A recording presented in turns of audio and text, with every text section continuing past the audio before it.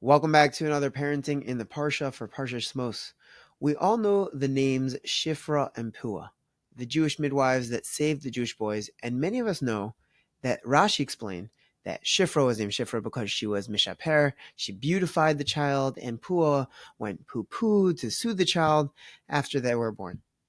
And these things are amazing, and this is exactly what they did.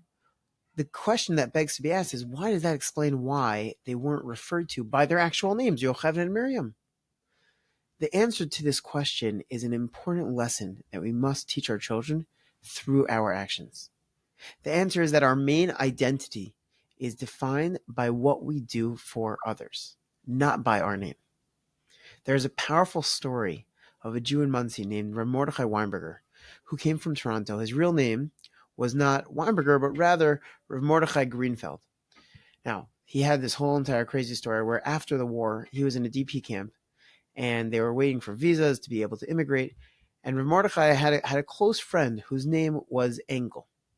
And before they could come get visas, they had to go pass a medical exam.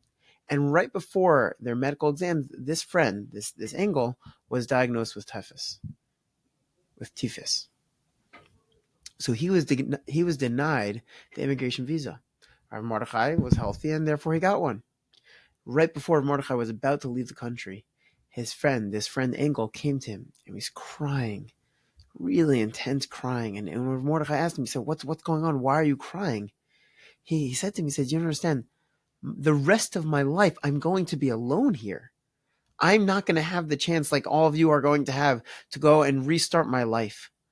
I'm never, even if I recover from this illness, I will never, with this medical history, I'm never going to be able to get out, and I'm never going to be able to start a new life." And Mordechai took out his documents and he said, "Here, take mine. From now on, your name is Mordechai Greenfeld, and go in good health."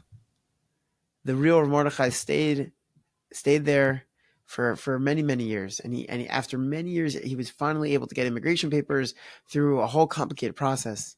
And when he came, he took the name Weinberger, and he was able to get to Toronto. He became very successful. He had a beautiful family. And years later, he once went to go see the Imre Chaim, who was one of the great, great rabbis of Vizhnitz. And he asked him, he says, "Rebbe, my name is not really Weinberger, it's really Greenfeld. So should I switch back my name?" And Imre Chaim yelled at him, he says, "No, don't you dare do that. Because every time someone calls you Mordechai Weinberger, there is a whole commotion in the heavens. They say, wow, look at what one Jew could do for one another. A Jew gave away his visas with such self-sacrifice." The midwives were Shifra and Puah, not Yocheved and Miriam, because those names reflected the kindness that they did for others. They reflected their essence. The famous saying goes, it's not what you know, it's who you know. It's knowing who you are. Our children need to see who we are, see our essence by the way we treat others, the way we do for others, the way we talk about others. Modeling is the biggest thing we can do for parenting. I wish you all a Shabbat Shalom.